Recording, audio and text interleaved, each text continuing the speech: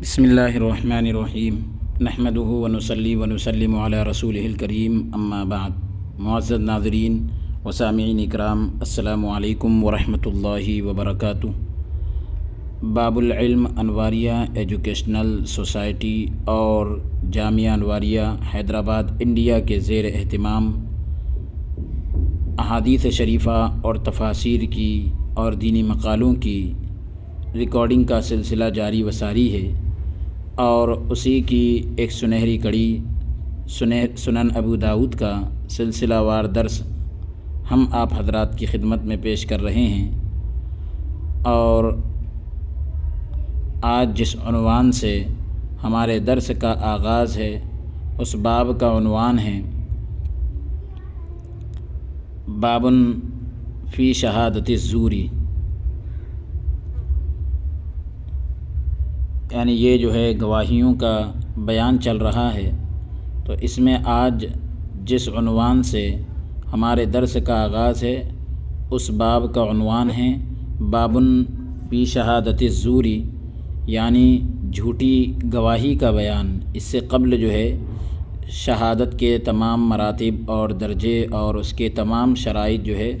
ذکر کیے جا چکے ہیں۔ جھوٹی گواہی دینا آج کا یہ عنوان ہے۔ تو یعنی جھوٹی گواہی دینا کتنا بڑا گناہ ہے اور کتنا بڑا جرم ہے، اس حدیث پاک کے تحت اور اس باب کے تحت وہ بتلایا جائے گا۔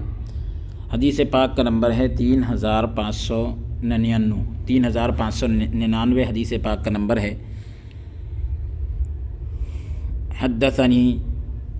حدثنا یحیی بن موسیٰ البلخی قال حدثنا محمد بن عبید قال حدثنی سفیان یعنی العصفری عن ابیہ عن حبیب بن النعمان الاسدی عن خریم بن فاتک قال صلی اللہ علیہ عن خریم بن فاتک قال صلی اللہ علیہ وسلم صلاة الصبح صلی رسول اللہ صلی اللہ علیہ وسلم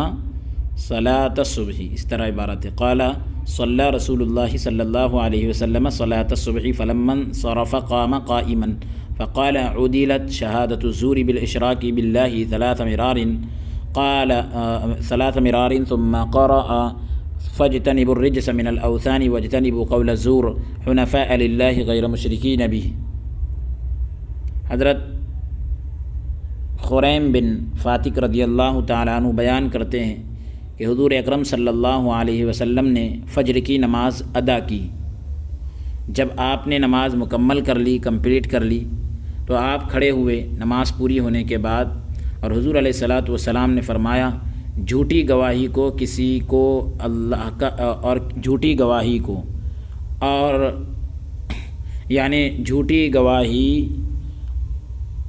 کسی کو اللہ کا شریک قرار دینے کے برابر ہے۔ جھوٹی گواہی کو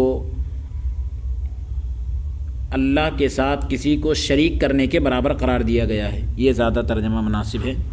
تو یہ بات آپ نے 3 بار ارشاد فرمائی۔ پھر حضور علیہ الصلاۃ والسلام نے یہ آیت تلاوت کی کہ بتوں کی ناپاکی سے اجتناب کرو، بتوں کی گندگیوں سے اجتناب کرو، یعنی دوری اختیار کرو، اور جھوٹی گواہی سے اجتناب کرو، بچو۔ اللہ تعالیٰ یعنی جھوٹی گواہی سے اجتناب کرو یعنی بچو، اللہ تعالیٰ کے لیے خالص رہتے ہوئے اور اس کے ساتھ شرک نہ کرتے ہوئے، یعنی صرف اللہ کے ہی ہوتے ہوئے صحیح طور پر سچے طریقے سے، اور اللہ کے ساتھ کسی کو شریک نہ کرے۔ یعنی اس میں یہ بتلایا گیا حدیث پاک کے اندر کہ حضور علیہ الصلاۃ والسلام ایک مرتبہ نماز سے فارغ ہونے کے بعد ارشاد فرمائے کہ جھوٹی گواہی دینا یہ اللہ کے ساتھ کسی کو شریک کرنے کے برابر ہے۔ لہذا پھر آپ نے آیت پاک بھی تلاوت کی کہ بتوں کی گندگیوں سے بھی بچو، اس کی پرستش سے، اس کی عبادت کی گندگی جو ہے بتوں کی، اس سے بچو، اور جھوٹی گواہی سے بھی بچو۔ اب قرآن کریم کے اندر آیا وَاجْتَنِبُوا قَوْلَ الزُّورِ، جھوٹی گواہی دینے سے، جھوٹ بولنے سے بچو۔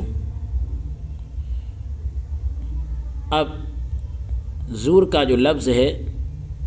اس کے معنی ہے مڑ جانا. جھوٹی بات بھی حق سے جو ہے مڑی ہوئی ہوتی ہے. جس طرح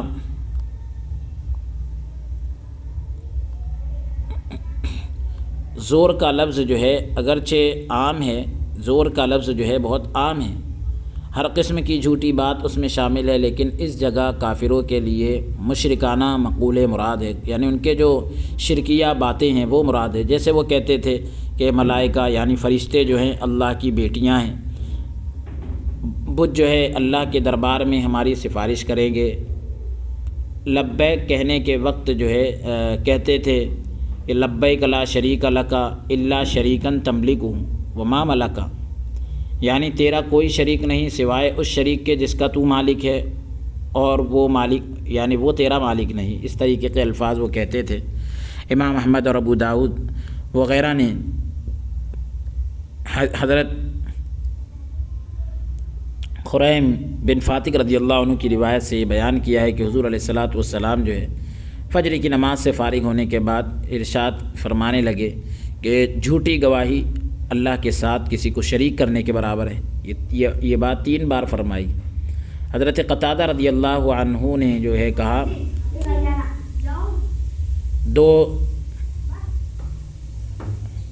حضرت قتادہ رضی اللہ تعالیٰ عنہ نے کہا کہ دور شرک میں یعنی شرک کے زمانے میں لوگ جو ہے حج کرتے تھے، لیکن ماؤں بیٹیوں اور بہنوں کو روکتے تھے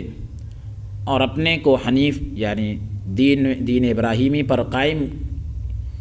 کہتے تھے. تو اس پر آیت نازل ہوئی اور حکم دیا گیا کہ دین ابراہیمی پر قائم ہونا چاہتے ہو تو بت پرستی چھوڑ دو، اس گندگی سے بچو اور جھوٹی بات کہنے سے اجتناب رکھو، دوری اختیار کرو. اب جھوٹی قسم کھانے پر جو وعید ہے تو اس کے تعلق سے آپ حضرات ابھی سن چکے ہیں کہ اللہ کے ساتھ یعنی یہ تو اللہ کے ساتھ کسی کو شریک کرنے کے برابر ہے، یہ تو ابھی آپ سن چکے ہیں. لیکن ایک اور روایت میں حضور علیہ الصلاۃ والسلام نے فرمایا کہ بڑے گناہوں میں سب سے بڑے گناہ یہ ہے کہ اللہ تعالیٰ کے ساتھ کسی کو شریک کرنا، اور اسی طرح ماں باپ کی نافرمانی کرنا اور جھوٹی قسم کھانا. تو یاد رکھو کہ جس قسم کھانے والے نے بھی مجبوری اور قید کی حالت میں اللہ کی قسم کھائی اور اس قسم میں مچھر کے بازو کے برابر یعنی تھوڑا سا بھی جھوٹ شامل کیا تو اس کے دل میں قیامت تک کے لیے ایک نقطہ پیدا ہو جائے گا جس کا وبال اور نقصان آخرت میں ظاہر ہوگا. اس روایت کو امام ترمذی نے نقل کیا اور کہا کہ یہ حدیث غریب ہے. غموس یمین غموس دراصل جو ہے غمس سے ہے جس کے معنی ہے غوطہ دینا، اور یمین غموس یعنی کسی گزری بات پر جان بوجھ کر جھوٹی قسم کھانے کو کہتے ہیں. سب کچھ جانتے ہوئے بھی، دیکھتے ہوئے، سمجھتے ہوئے، دیدہ دانستہ یعنی سب کچھ جو ہے جانتے ہوئے بھی جھوٹی قسم کھانا. حنفی مسلک کے مطابق ایسی قسم کھانے والے پر کفارہ واجب نہیں ہوتا، یعنی جو قسم کا کفارہ ہوتا ہے وہ واجب تو نہیں ہوگا، لیکن اس پر لازم ہوتا ہے، ضروری ہوتا ہے کہ وہ توبہ استغفار کرے، اللہ تبارک و تعالیٰ سے مغفرت طلب کرے اور آئندہ اس طرح جھوٹی قسم نہ کھانے کا پختہ عہد کرے، یعنی ارادہ کرے، پکا ارادہ کرے. کیونکہ یمین غموس کے بارے میں، یمین غموس ابھی آپ اس کی تعریف سن چکے ہیں، تو اس کے بارے میں دوزخ کی آگ سے ڈرایا گیا. چنانچہ ایسی قسم کو غموس اسی اعتبار سے کہتے ہیں یعنی ڈبونے کے جو معنی آتے ہیں، تو ایسی قسم کھانے والے کو دوزخ کی آگ میں غوطہ دیا جائے گا، ڈبویا جائے گا. ساتھ ہی یعنی غیر کا مال ہڑپ کرنے کے لیے جو جھوٹی قسم کھائی جاتی ہے، غیر کا مال اپنے حق میں کرنے کے لیے، دوسرے کا مال اپنے پاس لینے کے لیے جو جھوٹی قسم کھائی جاتی ہے، وہ اسی طرح سے ہے، اسی قبیل سے، اسی قسم سے، یعنی یمین غموس کے قسم سے. اب نتیجے کے اعتبار سے آپ دیکھیں تو بہت سی اس قسم کی جتنی بھی قسمیں ہوگی وہ یمین غموس کے اندر بھی داخل ہوگی، اور اس میں آخرت کے اندر جو ہے سزا ہے، اور دنیا کے اندر اس پر کوئی کفارہ نہیں. ہاں اگر توبہ کر لے اور اللہ تبارک و تعالیٰ اسے معاف کر دے تو پھر اللہ تبارک و تعالیٰ غفور الرحیم ہے. اب یعنی اس بندے کے اوپر کوئی سزا نہیں ہے، اس بندے کے لیے کوئی سزا نہیں ہے. حضور پاک علیہ الصلاۃ والسلام نے اپنے ارشاد میں 3 چیزوں کو ذکر کیا جو بڑے گناہوں میں سے سب سے بڑے گناہ ہیں، اور پھر ان تینوں میں سے صرف اخیر کے بارے میں وعید بیان فرمائی. یہ کہا کہ یہ یعنی جو جھوٹی گواہی ہے اس کے تعلق سے وعید بیان فرمائی تاکہ یہ واضح ہو جائے کہ یہ بھی سب سے بڑے گناہ ہیں، اور پھر ان تینوں میں سے صرف اخیر کے بارے میں وعید بیان فرمائی تاکہ یہ بھی پتہ چل جائے کہ یہ بھی سب سے بڑے گناہوں میں داخل ہے. لوگ یہ گمان کر کے عدالت میں جھوٹی قسم کھانا گناہ کے اعتبار سے اور شرک اور ماں باپ کی نافرمانی کی طرح نہیں ہے، تو اس کو کمتر نہ سمجھے، کم نہ جانیں. تو اسی طرح آگے حضرت خریم ابن فاتح کی جو اور روایت آ رہی ہے تو اس سے بھی یہی واضح ہوتا ہے کہ یہ جو ہے بڑا گناہ ہے. حضرت جابر رضی اللہ تعالیٰ عنہ کہتے ہیں کہ جو بھی شخص میرے ممبر کے پاس قسم کھاتا ہے اور اس کی وہ قسم جھوٹی ہوتی ہے، اگرچہ وہ ایک مسواک ہی کے لیے کیوں نہ ہو، تو وہ دوزخ کی آگ میں اپنا ٹھکانہ تیار کرتا ہے. یا یہ فرمایا کہ اس کے لیے دوزخ کی آگ واجب ہو جاتی ہے. تو ممبر کے پاس قسم کھانے کی قید اس لیے لگائی کہ وہ ایک مقدس یعنی تقدس والی پاک باز اور عظمت والی جگہ ہے، اور وہاں جھوٹی قسم کھانا بہت بڑا گناہ ہے. ورنہ جھوٹی قسم چاہے جہاں بھی کھائے گناہ ہے. اللہ تبارک و تعالیٰ کا غضب نازل ہوتا ہے، اس کی وجہ سے اللہ تبارک و تعالیٰ کا عذاب جو ہے اس بندے کے لیے واجب ہوتا ہے جو جھوٹی قسم کھاتا ہے. اب مسواک کا ذکر اس لیے کر دیا گیا کہ ایک بظاہر جو ہے ایک معمولی سی چیز ہے، اور پھر جو ہے خشک ہو جانے کے بعد اس میں قدر و قیمت پیدا ہوتی ہے. تو سبز مسواک کا وہاں پر جو ہے ذکر بھی ہے. تو حاصل یہ ہے کہ مسواک تو خود ایک یعنی مختصر سی چیز ہے، جبکہ خشک ہونے سے پہلے، سوکھنے سے پہلے تو اس کی اتنی اور بھی جو ہے معاملات نہیں ہوتے. تو اب بہرحال یہ کہ چاہے مسواک کے تعلق سے جو بھی کہا گیا تو اس میں یہی بتلایا جا رہا ہے کہ جھوٹی قسم کھانا اتنی بڑی وعید کا سبب ہے. جو لوگ عدالتوں میں بڑی بے باکی کے ساتھ بڑی سے بڑی چیز کے لیے جھوٹی قسمیں کھاتے ہیں، ان کا کیا حشر ہوگا. بڑی بڑی چیزیں حاصل کر لیتے ہیں جھوٹی قسمیں کھا کر، ان کا کیا حال ہوگا. اگلا باب ہے باب من ترد شہادتہ، یعنی کس کی گواہی مسترد کر دی جائے گی، رد کر دی جائے گی، یعنی قبول نہیں کی جائے گی. حدیث پاک کا نمبر ہے 3600، 3600 جو ہے حدیث پاک کا نمبر ہے. حدثنا حفص بن عمر قال حدثنا محمد بن راشد قال حدثنا سلیمان بن موسیٰ عن عمرو بن شعیب عن ابیہ عن جدہ ان رسول اللہ صلی اللہ علیہ وسلم رد شہادت الخائن والخائنۃ وذی الغمر علی اخیہ ورد شہادت القانع لأہل البیت وأجازها لغیرہم. قال ابو داود الغمر الحنة والشحناء والقانع الأجیر التابع مثل الأجیر الخاص. حضرت عمرو بن شعیب اپنے والد کے حوالے سے اپنے دادا کا یہ بیان نقل کرتے ہیں کہ نبی اکرم صلی اللہ علیہ وسلم نے خیانت کرنے والے مرد اور خیانت کرنے والی عورت اور اپنے بھائی سے بغض رکھنے والے یعنی دشمنی رکھنے والے شخص کی گواہی کو مسترد کر دیا تھا، یعنی رد کر دیا تھا، قبول نہیں کیا تھا. اور آپ نے کسی ملازم کی اس کے گھر والوں کے خلاف، جو لوگ کام وغیرہ کرتے ہیں، مزدوریاں کرتے ہیں، تو ان کی بھی ان کے گھر والوں کے خلاف گواہی کو مسترد کر دیا تھا، یعنی رد کر دیا تھا، قبول نہیں کیا تھا. ہاں البتہ دوسروں کے حق میں اس کی گواہی کو درست قرار دیا تھا. امام ابو داؤد رحمۃ اللہ تعالیٰ علیہ فرماتے ہیں کہ غمر کا جو مطلب ہے تو وہ بغض اور عداوت ہے، یعنی دشمنی ہے، جبکہ قانع کا مطلب تابع رہنے والا ملازم ہے. اوپر حدیث پاک میں جو لفظ آیا تو تابع رہنے والا آدمی کے پاس رہنے والا جو ہے ملازم ہے، حدیث جیسے کہ خاص ملازم ہوتا ہے۔ بہرحال یعنی اس لیے جو ہے ان کی گواہی کو قبول نہیں کیا گیا کہ وہ بغض اور دشمنی کی وجہ سے جھوٹی گواہی دے گا، صحیح نہیں بولے گا، واقعے کے خلاف بات بیان کرے گا، کیونکہ وہ دشمنی ہے تو دشمنی اس طرح سے نکالی جا سکتی ہے۔ تو اس لیے حضور علیہ الصلاۃ والسلام نے دوسروں کے حق میں تو ان کی گواہی کو قبول کیا ہے، لیکن دشمن کی یعنی ایک بھائی کی گواہی اپنے مخالف اور دشمن بھائی کے مقابل میں قبول نہیں کیا ہے۔ تو اب یہاں پر جو ہے ایک مسلمان اگر کسی سے بغض رکھتا ہو تو اب ظاہر سی بات ہے کہ جب اس کے خلاف گواہی دینے کی بات آئے گی تو یہ جھوٹی گواہی دے گا، اس کے تعلق سے جب گواہی دینے کی بات آئے گی تو یہ جھوٹی گواہی دے گا۔ تو دشمنی نکالنے کے اس طرح سے لوگ طریقے اختیار کرتے ہیں۔ اگلا باب ہے باب شہادت البدوی علی اہل الامصار۔ اس سے پہلے ایک اور حدیث پاک ابھی باقی ہے اس باب کی۔ حدیث پاک کا نمبر ہے 3601۔ حدثنا محمد بن خلف بن طارق الرازی قال حدثنا زید بن یحیی بن عبید الخزاعی قال حدثنا سعید بن عبد العزیز عن سلیمان بن موسیٰ باسنادہ قال قال رسول اللہ صلی اللہ علیہ وسلم لا تجوز شہادت خائن ولا خائنۃ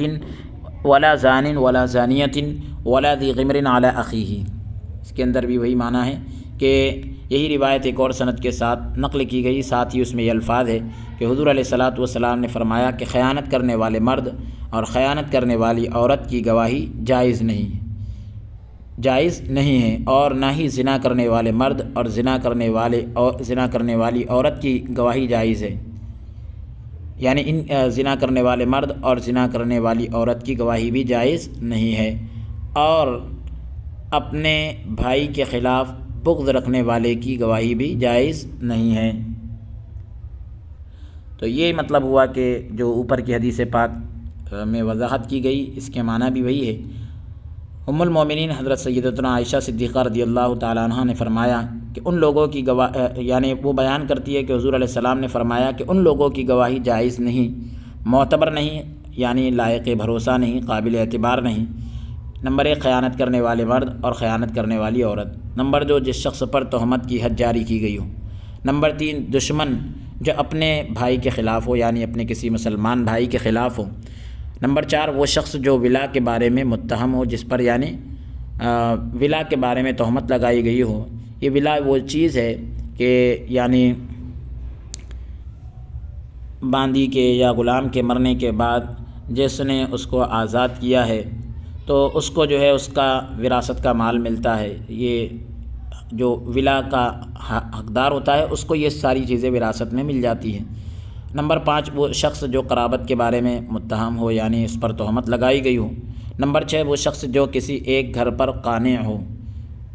یعنی آپ نے ابھی سنا کہ قانع کا مطلب یہ کہ وہ تابع ہو، ملازم ہو۔ امام ترمذی نے اس روایت کو نقل کیا ہے اور کہا ہے کہ یہ حدیث غریب ہے۔ ساتھ ہی اس میں ایک راوی جو ہے یزید بن زیاد دمشقی وہ منکر الحدیث ہیں۔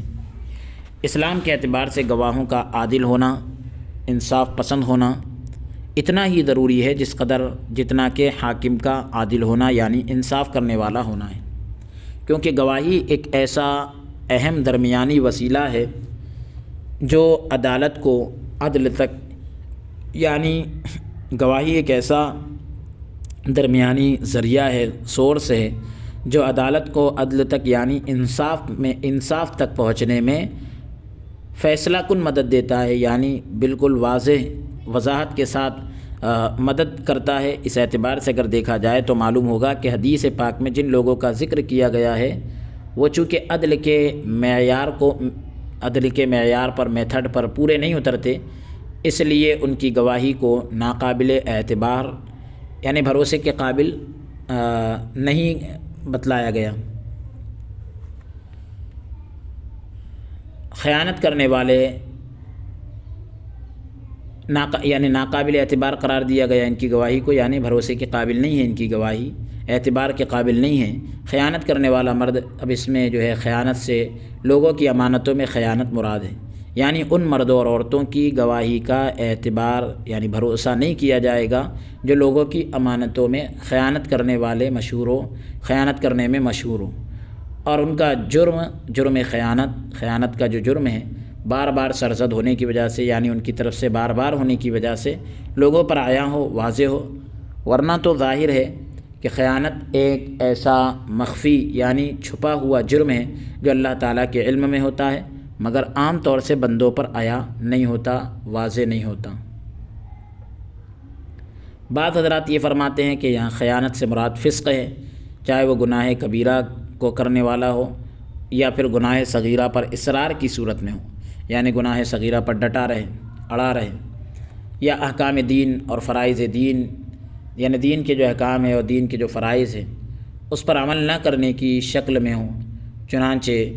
اللہ تبارک و تعالیٰ نے دین کے احکام کو بھی امانت فرمایا، جیسا کہ ارشاد باری ہے انا عرضنا الامانۃ علی السماوات والارض، تحقیق کہ ہم نے امانت یعنی اپنے دین کے بار کو، بوجھ کو جو ہے آسمانوں اور زمینوں پر پیش کیا۔ تو دین کے احکام کو بجا نہ لانے، دین کے احکام پر عمل نہ کرنے کو خیانت کہا گیا، جیسا کہ قرآن کریم میں اور ایک مقام پر ارشاد ہے لا تخونوا اللہ والرسول وتخونوا اماناتکم، نہ تو اللہ اور اس کے رسول کی امانت یعنی دین کے معاملات میں خیانت کرو اور نہ ہی اپنی امانتوں میں خیانت کرو۔ تو اب اس کا مطلب تو یہی ہوگا کہ جو مرد اور عورت شریعت کے احکام اور دین کے فرائض کے پر عمل نہ کرتے ہو یا گناہ کبیرہ کرنے والے ہوں یا گناہ صغیرہ پر ہی اصرار کرتے ہو یعنی گناہ صغیرہ بار بار کرتے ہو، تو ان کی گواہی بھی معتبر نہیں ہوگی۔ دوسرے یہ کہ آنے والی حدیث میں خیانت کے بعد زنا کا جو ذکر آیا ہے اس کے بارے میں کہا جائے گا کہ یہ تخصیص بعد تعمیم ہے، کہ عام کرنے کے بعد خاص کر دیا گیا۔ علماء لکھتے ہیں کہ یہ تعویل یعنی خیانت سے فسق مراد لینا اولا ہے، بہتر ہے کہ خیانت سے جو ہے آپ فسق بڑا گناہ مراد لے، کھلے طور پر جو علانیہ گناہ ہوتے ہیں، ورنہ دوسری صورت میں تمام برائیوں اور گناہوں کا ذکر باقی رہ جائے گا۔ اب جن کا کرنے والا، گناہ کبیرہ کو کرنے والا قبول گواہی سے رکاوٹ بن جائے گا، گواہی کے قبولیت کے اندر جو ہے وہ رکاوٹ بنے گا، اور ان سب کو چھوڑ کر صرف خیانت کا ذکر کرنا سمجھ میں نہیں آئے گا۔ جس شخص پر تہمت کی حد جاری کی گئی ہو اس کا بھی مطلب یہ ہے کہ کسی شخص نے کسی پاک دامن عورت پر زنا کی تہمت لگائی ہو اور اس کی سزا میں اس پر حد جاری کی گئی ہو، جسے حد قذف کہا جاتا ہے، تو اس شخص کی گواہی قابل قبول نہیں ہوگی اگرچہ وہ اس سے توبہ بھی کر لے۔ اس بارے میں فقہی مسئلے کی تحقیق یہ ہے کہ حضرت امام اعظم ابو حنیفہ رحمۃ اللہ تعالیٰ علیہ تو یہ فرماتے ہیں کہ حد قذف کے علاوہ، ابھی آپ نے جو سنا زنا کی تہمت کسی پاک دامن عورت پر لگائے، اس کے جرم میں جو ہے اس آدمی پر حد جاری کی جائے، تو اس حد کے علاوہ اور دوسرے تمام حدود میں دوسری جو تمام حدیں ہیں تو ان میں رعایت حاصل ہے، موجود ہے کہ جس شخص پر حد جاری ہو اگر وہ توبہ کرے تو اس کی گواہی قبول ہوگی۔ حد جاری کر دی گئی ہو اور وہ توبہ کر لے تو اس کی گواہی قبول ہوگی، توبہ سے پہلے تو اس کی گواہی ناقابل اعتبار قرار پائے گی، یعنی قبول نہیں کی جائے گی۔ جبکہ حد قذف میں یہ سزا ہے کہ جس شخص پر یہ حد جاری ہوئی ہو اور اگر وہ توبہ بھی کرے تو اس کی گواہی قبول نہیں کی جائے گی۔ لیکن دوسرے ائمہ یہ فرماتے ہیں کہ یہ مسئلہ تمام ہی حدود سے متعلق ہے، یعنی ریلیٹڈ ہے۔ اگر کسی شخص پر حد جاری ہو گئی تو اس کے توبہ کر لینے کے بعد اس کی گواہی قبول کی جائے گی، چاہے وہ تہمت کی حد ہو یا کوئی اور حد ہو۔ اب دشمن جو اپنے خلاف ہو، جیسا ابھی آیا کہ کسی بھائی کے تعلق سے اگر عداوت ہو، دشمنی ہو، تو اس کے خلاف بھی گواہی قبول نہیں کی جائے گی۔ تو اس کا مطلب یہ کہ جو شخص آپس میں ایک دوسرے سے دشمنی رکھتے ہوں تو ان کی ایک دوسرے کے بارے میں گواہی معتبر نہیں ہوگی، قابل بھروسہ نہیں ہوگی، یعنی قبول نہیں کی جائے گی، چاہے وہ دونوں آپس میں نسبی بھائی ہو یا اجنبی، یعنی اجنبی کا مطلب یہ کہ دین کے رشتے سے بھائی ہو یا خون کے رشتے سے بھائی ہو۔ وہ شخص جو ولا کے بارے میں متہم ہو، تو اس کا مطلب یہ ہے، میں نے آپ وضاحت کیا تھا اس کی مختصر، لیکن اور وضاحت سن لے کہ ایک شخص ولا کے بارے میں متہم ہو، تو یعنی ایک شخص زید جو ہے ایک دوسرے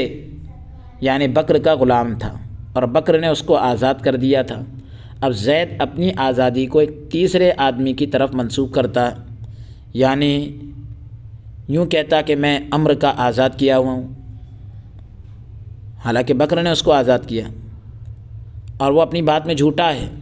اور وہ اپنے جھوٹ میں مشہور ہے کہ لوگ عام طور پر اس کے جھوٹے انساب اور جھوٹی نسب پر جو ہے اس کو تہمت لگاتے ہیں اور اس کی بات کو جھٹلاتے ہیں۔ ایسے شخص کی گواہی بھی قبول نہیں ہوگی، کیونکہ وہ اپنے اس کہنے کی وجہ سے فاسق ہے۔ چنانچہ آزاد کرنے والے کی ولا، یعنی آزاد کرنے پر حاصل ہونے والے حق کو ختم کرنا اور اس کی ولا کی نسبت کسی ایسے آدمی کی طرف کرنا جس نے حقیقت میں اس کو آزاد نہیں کیا، یہ گناہ کبیرہ ہے، اور ایسا کرنے کے بارے میں سخت وعید آئی ہے۔ اب قرابت کے بارے میں متہم ہو، یعنی اس پر تہمت لگائی گئی ہو، تو اس کی بھی گواہی قبول نہیں کی جاتی۔ تو اپنی قرابت یا اس کا مطلب یہ وضاحت یہ ہے کہ اپنی قرابت کے بارے میں غلط بیانی کرے، یعنی یوں کہے، اس طرح کہے کہ میں فلاں شخص، یعنی مثال کے طور پر زید کا بیٹا ہوں، لیکن اس کی غلط بیانی پر لوگ جو ہے اس پر تہمت لگاتے ہوں اور اس کی بات کو جھٹلاتے ہوئے یہ کہتے ہیں کہ یہ زید کا بیٹا نہیں ہے بلکہ حقیقت میں یہ بکر کا بیٹا ہے، تو اس کی گواہی بھی قبول نہیں ہوگی، کیونکہ اس کا یہ جھوٹ بھی فسق ہے، اور اپنے باپ کے علاوہ کسی دوسرے شخص کی طرف اپنی نسبت کرنے والے کے بارے میں لعنت وارد ہوئی ہے۔ اور وہ شخص جو کسی ایک گھر پر قانے ہو، یعنی ایسا شخص وہ سائل ہے، وہ یعنی مانگنے والا ہے، وہ سوالی ہے کہ جو کم سے کم پیٹ بھرنے پر قناعت کر لیتا ہو، یا جس کی روزی کسی ایک گھر سے متعلق اور ریلیٹڈ ہو، اور یا جو کسی ایک گھر کا ہو رہا ہو،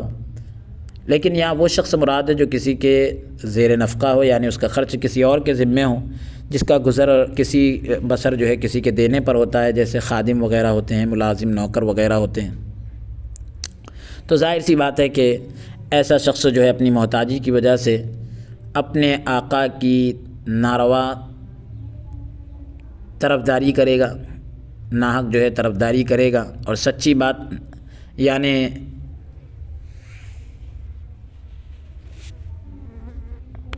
یا یہ بھی ہو سکتا ہے کہ ناحق طرفداری کر کے سچ بات نہ کہے۔ دوسرا یہ کہ اپنے مخدوم یعنی اپنے آقا اور جس کے پاس وہ کام کر رہا ہے اس کے حق میں گواہی دینے کا مطلب یہ ہے کہ گویا وہ اپنی گواہی کے ذریعے اس چیز کے منافع یعنی فائدے کو اپنی ذات سے جوڑ رہا ہے جو اس کی گواہی کے نتیجے میں اس کو حاصل ہوگی۔ اس طرح اور بھی بہت سی باتیں اس کے تحت جو ہے ذکر کی گئی۔ البتہ یہ واضح رہے کہ بھائی کے حق میں بھائی کی گواہی درست رہے گی اور اس کا اعتبار کیا جائے گا۔ اگلا باب ہے باب شہادت البدوی علی اہل الامصار۔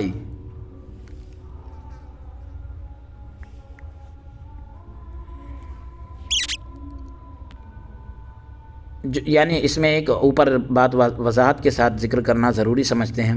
کہ جو باپ اور بیٹے یا شوہر اور بیوی کی گواہی کا حکم ہے کہ جس طرح اگر کوئی باپ اپنے بیٹے کے حق میں یا بیٹا اپنے باپ کے حق میں گواہی دے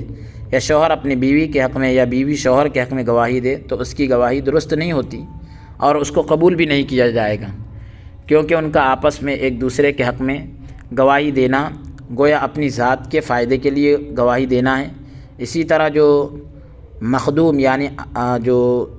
جس کی خدمت کی جاتی ہے اور جس کے تابع میں کوئی غلام وغیرہ ہوتے ہیں تو ان کے حق میں جو ہے ان کے خادم کی گواہی بھی درست نہیں ہوگی اور اس کا اعتبار نہیں کیا جائے گا۔ ہاں یہ ہے کہ بھائی کے حق میں بھائی کی گواہی درست ہے، اس کا اعتبار کیا جائے گا۔ اگلا باب ہے باب شہادت البدوی علی اہل الامصار،